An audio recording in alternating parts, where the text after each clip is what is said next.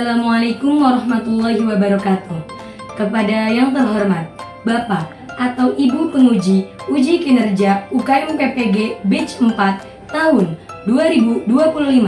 Perkenalkan, nama saya Afifatun Nafsi dengan nomor NIM 250 109 113 495, merupakan mahasiswa PPG dalam jabatan Batch 4 LPTK Universitas Islam Negeri Maulana Malik Ibrahim Malang.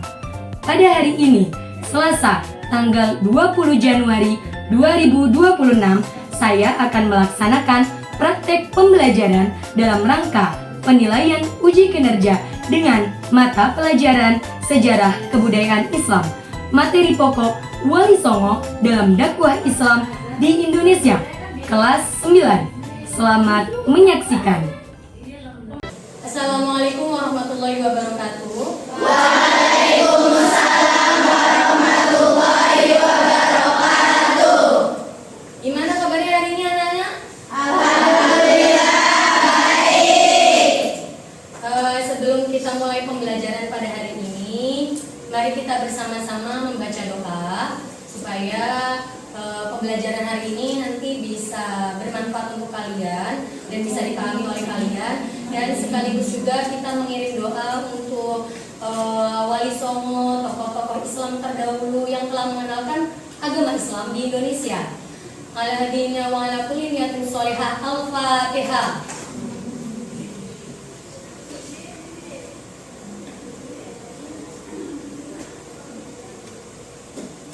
Amin amin ya rabbal alamin. Selanjutnya Ibu absen ya. Adelia Husna, Adinda Kis, Putri Lainatu, Ririn Harini. Oke anak-anak, sebelum kita mulai pembelajaran pada hari ini, jadi anak-anak sekalian, Ibu pengen kalian semua mengikuti pembelajaran ini dengan penuh semangat, dengan ceria, karena kita di sini akan belajar bersama-sama. Ya. Dan untuk hari ini kelas 9, perhatikan, kita akan mempelajari materi Wali Songo dalam dakwah Islam di Indonesia. Nah, sebelumnya kelas 9, Ibu Afaf sudah pernah menjelaskan mengenai Wali Songo dalam biografinya ya, di mana beliau lahirnya, kemudian beliau melakukan dakwahnya di mana. Sebelumnya juga sudah saya jelaskan. Nah, ini adalah gambar dari Wali Songo yang dimulai dari Sunan Gresik sampai dengan Sunan Gunung Jati. Nah, sebelum kita mulai pembelajaran pada hari ini, Ibu pengen kelas 9 ini mampu nantinya mengidentifikasi nama asli dari masing-masing Wali Songo tersebut. Dimulai dari Sunan Gresik. Sunan Gresik itu nama lengkapnya siapa ya? Itu sudah pernah dijelaskan ya sama Ibu juga. Yang kedua adalah Ibu berharap nanti kalian semua bisa menjelaskan kira-kira metode dan media dakwah yang menjadi ciri khas dari setiap sunan. Karena dari 9 wali itu masing-masing itu punya ciri khasnya sendiri-sendiri. Masing-masing juga punya cara tersendiri untuk menyampaikan misi dakwahnya. Kemudian yang ketiga, kalian nantinya bisa memberikan contoh karya atau peninggalan yang dibuat oleh Wali Songo tersebut, dimulai dari tembang atau permainan atau kesenian-kesenian yang lainnya.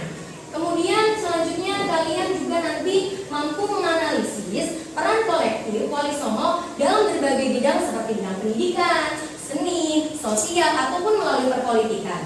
Nah, yang terakhir, Ibu berharap kalian semua bisa meneladani karakter mulia, sifat-sifat dari Wali Songo tersebut. Nah, sebelum kita mulai materi dakwah Wali Songo di Indonesia, coba kita nanti bersama-sama ya menyanyikan lagu Wali Songo. Sudah tahu lagu Wali Songo? Tahu. Kita nyanyi bareng-bareng ya, 9.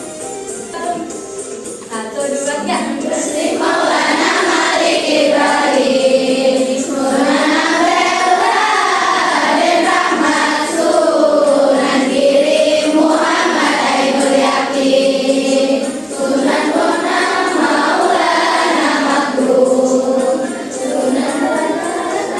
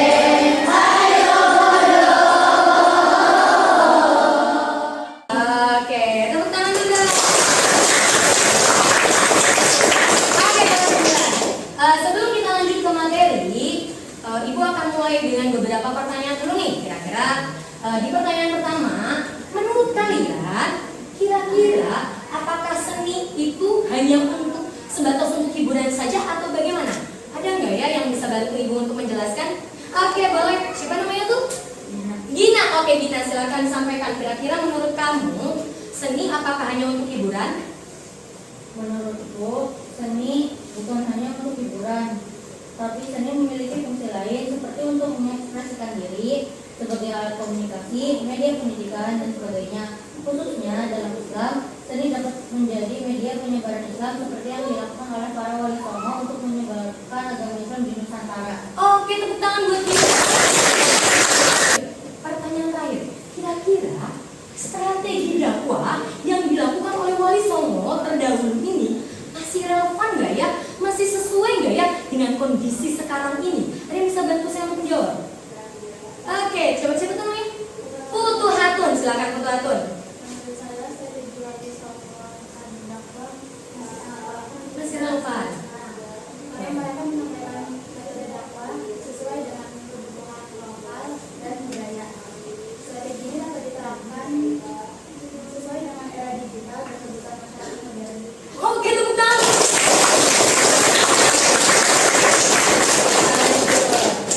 Jadi, tembang ataupun wayang itu ternyata bisa loh menjadi jembatan menuju Tuhan, di mana melalui tembang, melalui pewayangan atau melalui kesenian itu kita akan melalui rasa pemakna yang ada di dalam lagu atau kesenian tersebut itu merupakan bahasa jiwa yang mana bisa mendekatkan seseorang dengan Tuhan.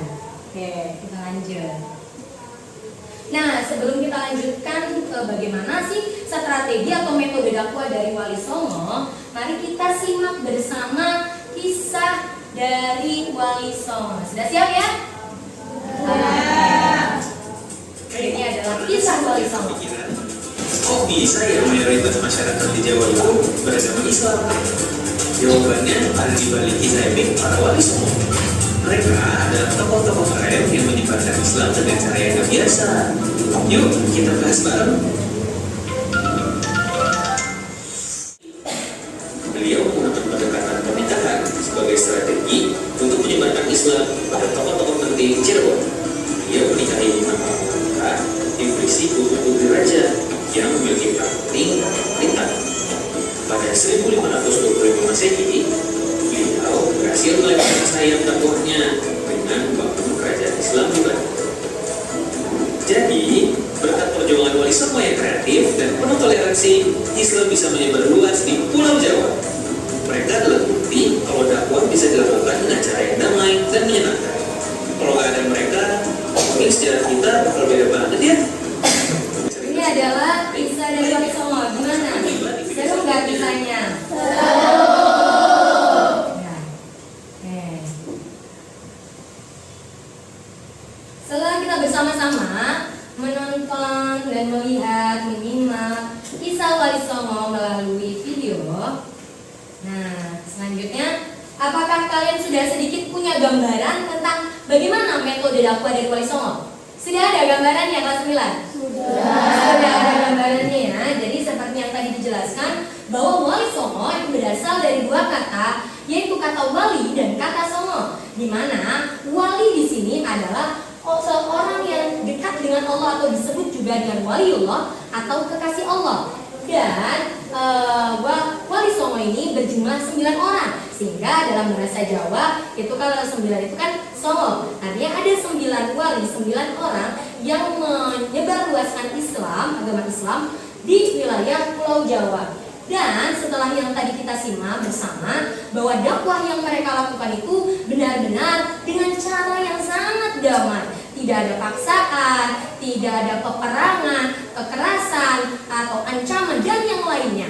Beliau melakukan misi dakwah itu dengan teladan, kearifan, dan cinta, di mana Wali Songo ini merangkul budaya-budaya lokal masyarakat Indonesia dan kemudian menanamkan nilai-nilai agama Islam dalam budaya-budaya tersebut, sehingga masyarakat di Indonesia menerima ajaran tersebut dengan sangat senang. Nah, kita lanjut. Berikutnya, seni tradisi itu bukanlah sekedar warisan budaya, tetapi merupakan jalan dakwah kultural atau budaya yang bisa menuntun seseorang untuk bisa mengenal, mencintai, dan mendekatkan diri kita kepada Allah SWT. Nah, kalau kita lihat di sini tuh ada 3 gambar kelas 9. Nah, gambar yang pertama adalah gambar sebuah menara dan sebuah masjid. Kira-kira kelas 9 ada yang tahu nggak ya masjid dan menara ini ada di mana ya? Kira-kira siapa yang mendirikan masjid dan menara tersebut? Oke, kita lanjut. Yang kedua, di gambar kedua tuh ada seseorang sedang memainkan sebuah musik. Musik apa itu? Musik gamelan. Kira-kira dakwah yang menggunakan metode gamelan itu dakwahnya siapa? Oke, betul. Yang ketiga, di sini ada gambar penampilan pewayangan, pertunjukan pewayangan. Kira-kira metode dakwah yang menggunakan wayang itu Sunan siapa? Oke, sip. Berarti kalian tadi benar-benar menyimak dan mendengarkan video yang barusan kita lihat ya. Kita lanjut. Oke. Salah satu ajaran atau metode dakwah yang dilakukan oleh Sunan Ampel adalah mengenalkan atau mengajarkan falsafah Molimone. Falsafah Molimone ini terdiri dari moh main, kemudian moh madon, moh mabok, moh malik, dan terakhir adalah moh madan. Kelas 9 pernah dengar gak ya ajaran falsafah Molimone ini? Ya, ibu tanya, moh main. Kalau moh main itu dilarang melakukan apa? Judi. Sehingga kalau kita lihat tantangan remaja pada saat ini atau pada era sekarang ini, itu banyak sekali remaja yang melakukan judi online atau game yang di dalamnya berisi taruhan. Nah, ibu sih berharap atau meminta kepada kalian semua untuk menjauhi hal tersebut karena ini tidak baik. Ini sudah diajarkan oleh Wali Songo atau oleh Sunan Ampel. Nah, yang kedua adalah moh madon. Moh madon itu apa kelas 9? Tidak boleh melakukan zina. Kita lihat sekarang, tantangan sekarang itu banyak terjadi pacaran bebas, pornografi digital ataupun yang lainnya. Nah, ini harus benar-benar kita hindari. Yang ketiga adalah moh mabok. Moh mabok itu berarti dilarang mabok-mabokan, betul, minum-minuman, betul. Nah, kalau kita lihat sekarang ini banyak remaja yang melakukan miras oplosan. Mirasnya saja itu sudah dilarang, apalagi yang oplosan karena bisa berbahaya. Atau yang lagi tren sekarang ini banyak orang yang menggunakan rokok elektrik. Ini juga tidak baik untuk kesehatan ya kelas 9. Kita lanjut. Yang keempat adalah moh maling. Moh maling itu apa ya? Mencuri. Nah, dia tidak boleh melakukan mencuri. Nah, kita lihat di sekarang ya, itu mencuri dalam dalam era sekarang ini bukan hanya mencuri benda saja, tapi bisa juga plagiarisme, mencuri tulisan atau karya yang telah dibuat oleh seseorang. Ini juga termasuk dalam moh maling atau dilarang untuk melakukan pencurian. Kemudian mencontek atau cybercrime ini juga banyak yang melakukan ini dan kita harus menghindari. Yang lain adalah moh madan. Moh madan adalah dilarang narkoba. Jadi kita harus menjauhi narkoba, obat-obat terlarang ataupun zat adiktif. Oke, kalau kita lihat gambar di sini deh. Di sini ada sebuah gambar. Nah, ini merupakan huruf pegon. Kira-kira huruf pegon ini karyanya Sunan siapa ya? Sunan Ampel. Sunan siapa? Sunan Ampel. Sunan Ampel. Nah, kalau huruf pegon itu huruf yang gimana sih maksudnya? Ada yang bisa bantu ibu aku menjelaskan? Huruf pegon adalah huruf yang bertuliskan huruf hijaiyah. Bertuliskan huruf hijaiyah yang berbahasa Jawa, betul. Ada yang bisa bantu ibu juga untuk membacakan contohnya? Oke, siapa namanya itu?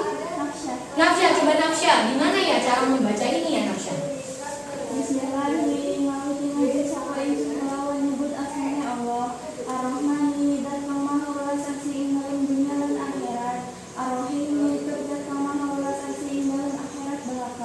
Oke, tepuk tangan buat Nafsya. Kalau tadi kita dengarkan bareng-bareng, dengarkan sesama, maka yang dibaca oleh Nafsya itu adalah bahasa apa itu? Bahasa Jawa, betul sekali. Nah, ini merupakan salah satu karya dari Sunan Ampel. Kita lanjut.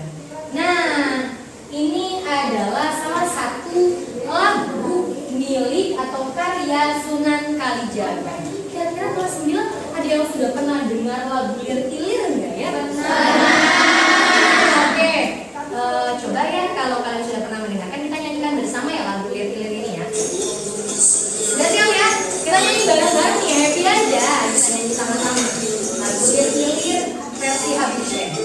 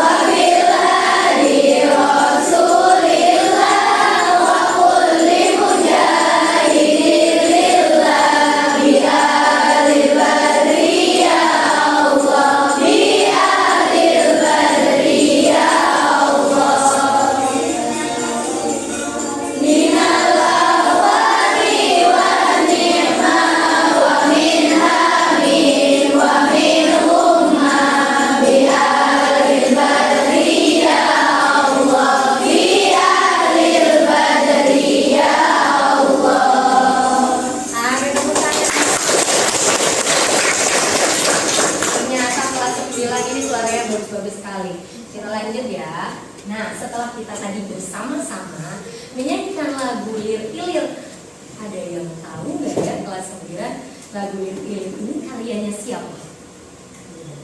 Sunan siapa? Sunan Kalijaga. Oke. Ada nggak ya yang tahu kira-kira setelah kita menyanyikan bersama, mana apa yang kita rasakan dari tembang atau lagu yang barusan kita nyanyikan? Ada yang bisa bantu ibu untuk menjawab? Oh, siapa namanya? Zia. Zia, oke Zia. Coba Zia jelaskan deh. Ya, makna dari tembang Ilir-Ilir itu seolah ajakan untuk bangkit dan memperbaiki diri, memiliki kesan menenangkan, membangkitkan iman dan penuh kasih. Oke, tepuk tangan. Kita lanjut. Nilai apa yang kira-kira bisa mencerminkan cinta kita, cinta seorang hamba kepada Tuhannya atau kepada Allah? Ada yang bisa bantu ibu untuk jawab? Oke, siapa tuh namanya? Asyifatul Zahra. Coba Asyifa, bantu ibu jelaskan. Menurut saya, nilai yang mencerminkan cinta kepada Allah dalam tembang Ilir-Ilir karya Sunan Kalijaga adalah kesadaran diri, kesabaran, ketaatan beribadah, perbaikan akhlak, pemanfaatan waktu, dan rasa syukur. Tembang ini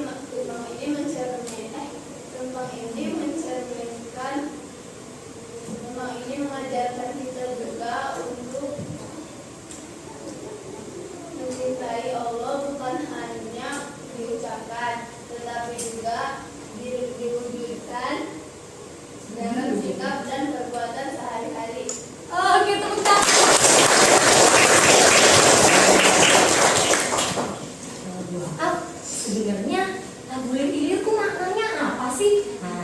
kita simak baik-baik ya. Jadi tembang atau lagu Lirik yang barusan kita nyanyikan bersama ini merupakan nasihat spiritual yang disampaikan oleh Sunan Kalijaga, di mana artinya adalah kita harus sadar dan kita harus bangkit dari kelalaian. Kemudian kita tumbuhkan, kita rawat iman Islam kita ini dengan cara menjalankan rukun Islam, memperbaiki sebelum ajal itu tiba, dan kita bersyukur atas segala kesempatan hidup yang telah diberikan oleh Allah, atas segala yang telah kita dapatkan selama ini. Nah, tembang ini juga menunjukkan kecerdasan dari Sunan Kalijaga untuk menyampaikan dakwah atau misi Islam ini dengan cara yang lembut, dengan cara yang simbolis, dan juga menyatu dengan budaya masyarakat Indonesia. Lanjut. Oke, kelas 9 ada yang tahu nggak ya permainan cublak-cublak sulung? Tahu. Coba ya, kita akan coba mainkan bersama-sama secara berkelompok. Ibu bagi kelompoknya 1, 2, 3, 4, 5.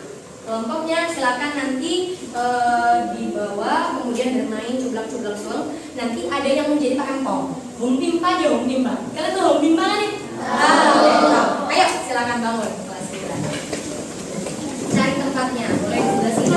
1, 2, 3. Hong Bimpa. Nah, ini berarti Pak Empong. Yang jadi Pak Empong yang kalah. Kalau berdua berarti kalau dua sih. Coba, siapa yang kalah?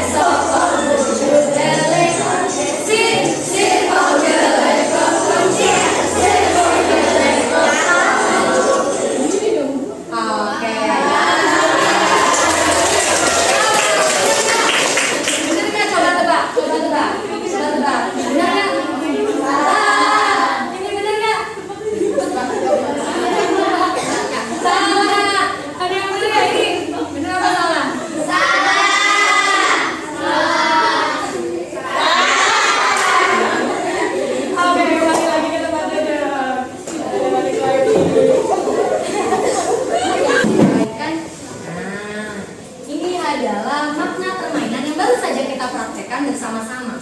Jadi kelas 9, mana sulung yang tadi barusan ibu bagikan? Sulung di sini itu adalah anting. Jadi sulung itu bahasa Jawa ya, yang berarti anting atau perhiasan, di mana ini melambangkan harta atau kekuasaan atau kenikmatan, yang mana ini menjadi tujuan hidup manusia.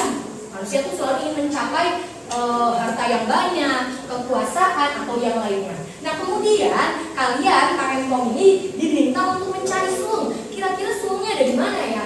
Karena banyaknya godaan, banyaknya cobaan, sehingga kadangkala manusia keliru untuk bisa mengandalkan, di mana kadang manusia itu mengandalkan nafsunya atau perasaannya itu, sehingga ketika menebak asal nebak aja lah, kali aja benar ternyata salah.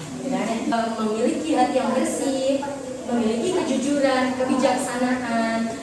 Permainan sederhana ini mengajarkan itu untuk kita selalu mensyukuri apa yang kita miliki. Nah,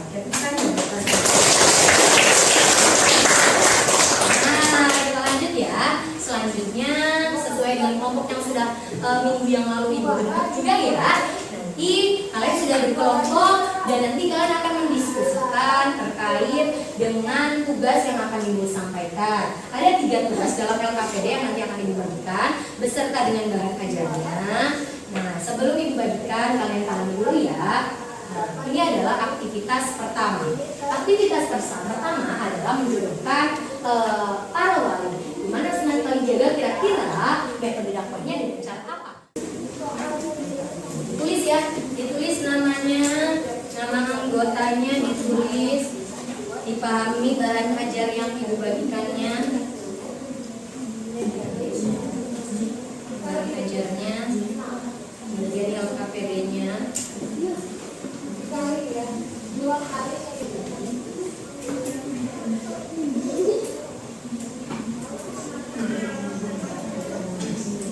Jadi di sini nanti itu penjelasan sama Pak yang perlu kamu jelasin mau ngapain apa?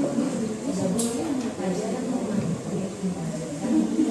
Atau menjadi sesuatu yang kedua yaitu bagaimana melihat keadaan generasi saat ini yang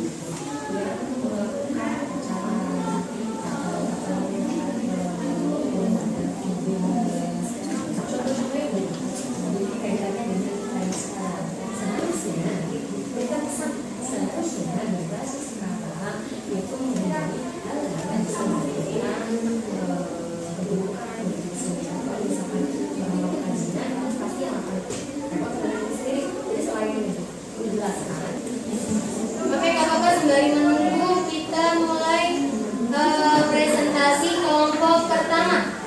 Kelompok pertama yang akan mempresentasikan adalah Futuhatun Madaniyah. Assalamualaikum warahmatullahi wabarakatuh. Waalaikumsalam warahmatullahi wabarakatuh. Oke, tepuk tangan buat kelompok satu. Sebelum kelompok satu menutup, ada nggak kira-kira yang mau memberikan tanggapan jawaban dari kelompok satu? Silakan, dari kelompok berapa saja boleh? Boleh. Silakan, siapa yang memberikan tanggapan? Ya, Narsya boleh. Saya cukup setuju dengan tanggapan dari kelompok satu karena di seiring perkembangan zaman sekarang memang banyak sekali pergaulan bebas, bahkan hal itu bisa berdampak buruk pada mental seseorang. Contohnya seperti pacaran, seks bebas. Nah, biasanya dampak dari itu berupa ancaman kayak seperti penyebaran video-video yang negatif. Oke, tepuk tangan buat Narsya.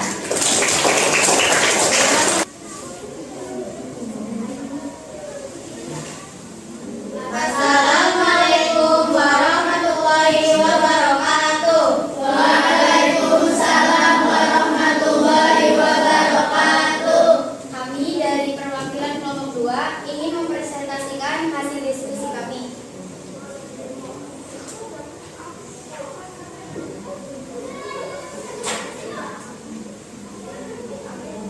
Aktivitas 1. Menjodohkan kearifan pada wali. Para wali. Pasangkan nama Sunan di kolom A dengan metode atau karya dakwah khasnya di kolom B. Tugas ini akan membantumu mengingat betapa kreatifnya para wali dalam menyebarkan cinta Islam. Yang pertama, Sunan Kalijaga. Nilai-nilai Islam yang disampaikan melalui cerita, simbol, dan lagu lebih mudah dipahami serta melekat dalam ingatan masyarakat. Yang kedua, melalui seni, pendekatan dakwah dapat menghargai budaya dan identitas masyarakat serta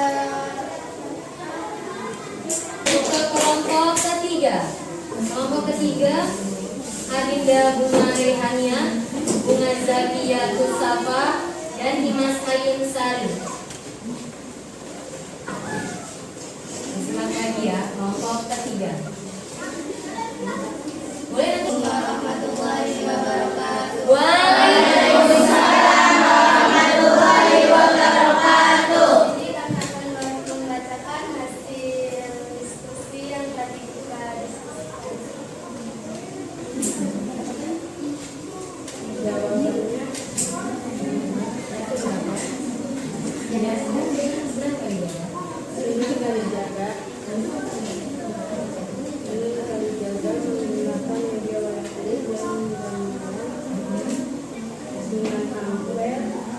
Kelompok 4, Nafsya Desviana Farisya Dini Malaysia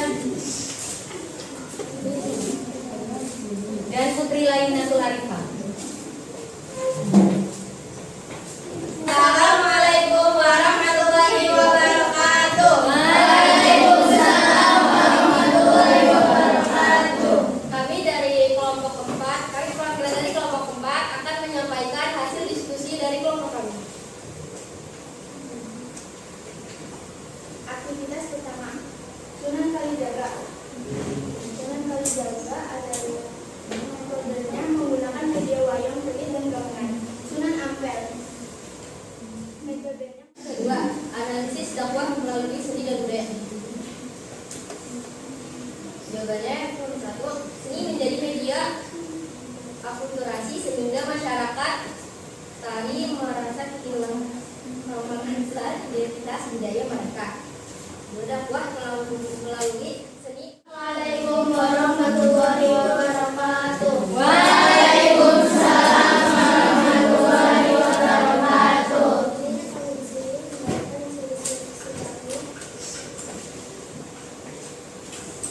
Pertama, Sunan Kalijaga.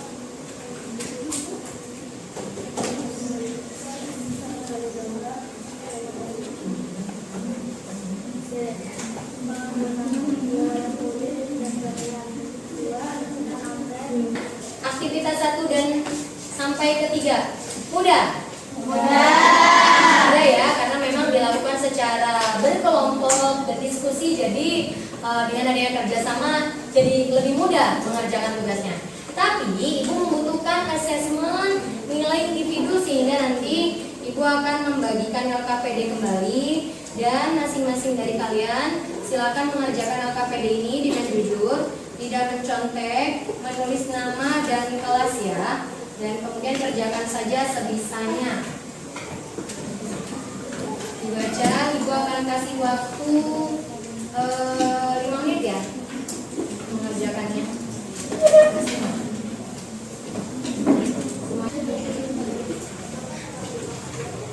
Dibagikan, tulis nama dan kelasnya.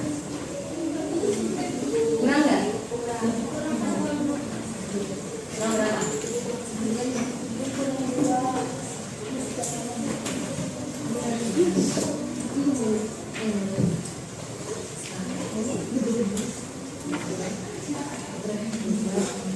Satu lagi ya?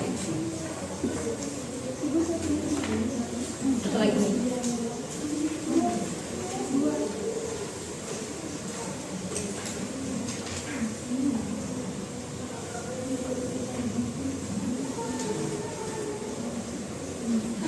Yang paling spesial. Kerjakan saja sebisanya. Ada yang nyontek ya? Berarti kalian menerapkan ajaran falsafah molekul.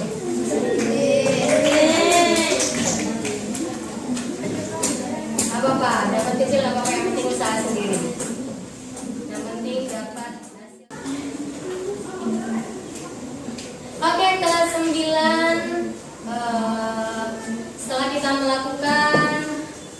kita melakukan berbagai aktivitas hari ini ya, maka kita akan menyimpulkan bersama-sama bahwa Wali Songo menyampaikan misi Islam berhasil karena mereka berdakwah dengan cara yang kreatif, melalui kesenian, melalui kebudayaan, dan bekerja dalam satu tim yang solid, di mana antara satu dengan yang lainnya saling membantu sehingga akhirnya Islam bisa melebar luas di Nusantara.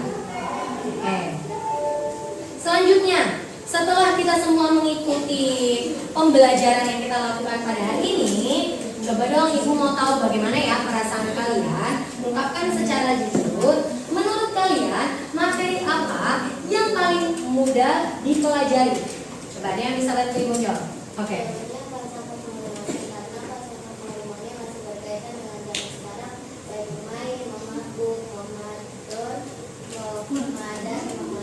Oke, tepuk tangan.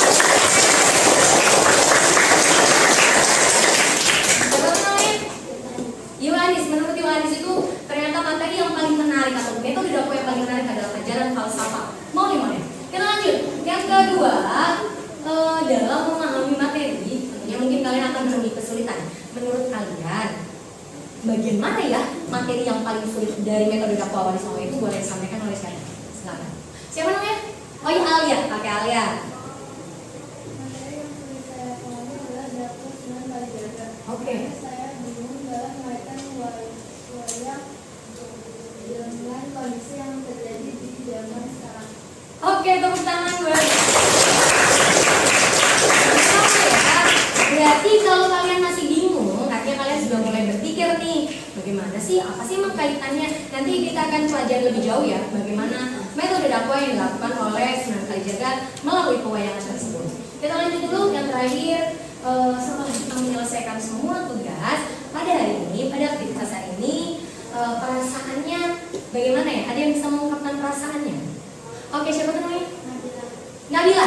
Ya, silakan Nabila. Menurut Nabila gimana perasaannya? Menyenangkan karena dalam pembelajaran hari ini saya bisa bermain, belajar, dan bernyanyi.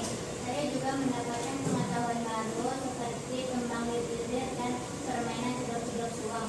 Oke, tepuk tangan. Jadi, gimana menurut kalian dengan yang lain? Seru nggak pembelajaran hari ini? Seru. Kita akan bertemu di pertemuan berikutnya. Ibu ucapkan terima kasih atas segala perhatiannya dan semoga dengan ini kalian bisa belajar lebih semangat lagi dan kalian bisa mengikuti jejak langkah dari Wali Songo dalam menyampaikan misi Islam. Kita meneladani akhlak, perilaku, teladan yang dilakukan oleh para wali terdahulu. Terima kasih atas perhatiannya. Ibu akhiri pembelajaran pada hari ini. Assalamualaikum warahmatullahi wabarakatuh.